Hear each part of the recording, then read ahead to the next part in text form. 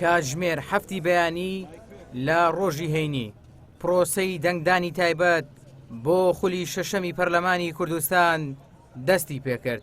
هێزەمنیەکان بە جۆش و خرۆشەوە بەشداری دەنگدانی تایبەتیان کرد. ئەوانەی کە پاراستنی ئەو بنکەیان لە دەستە دەستخۆشیان لێ دەکەین بەڕاستی بەکاری خۆیان هەستاون بە شێوەشی جوان و هەموو دەنگدانەکە دوورە لە ژێر فشاری حزبی یاخود فشاری دەرونی یا هەر شێوەشی تر.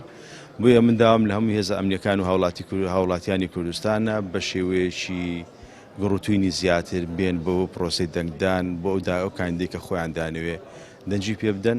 ئەو دەنگە یەکلاکەرەوەیە دەتوانن نوێنەری ڕاستەقینەی خۆیان هەڵبژێرن کە کەسێکی بەتوانە و فعالبی بتوانی میلەتەکەمان لە قۆناغەکی چەقبەسترا و بباتە قۆناغەکی تکە کە بتوانی مافەکانی خەڵک دابین بکە و داوا لە هەموو هاوڵاتیانیش دەکەم هەر هەمووی بێتە دەنگدان چونکە بەبێ دەنگدان ناتوانین چارەنووسی خۆمان دیاری بکەین.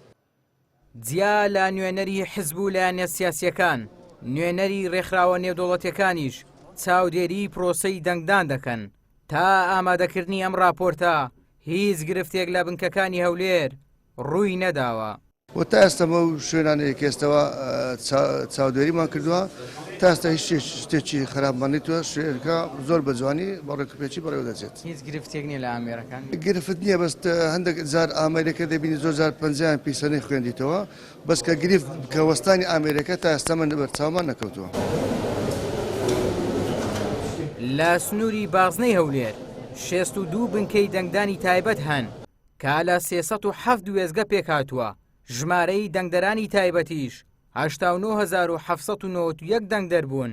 لە بازنەی هەولێر 395 کەس خۆیان بۆ ئەندامەتی پەرلەمان کاندید کردووە کە 277یان پیا و 118یان ئافرەتن.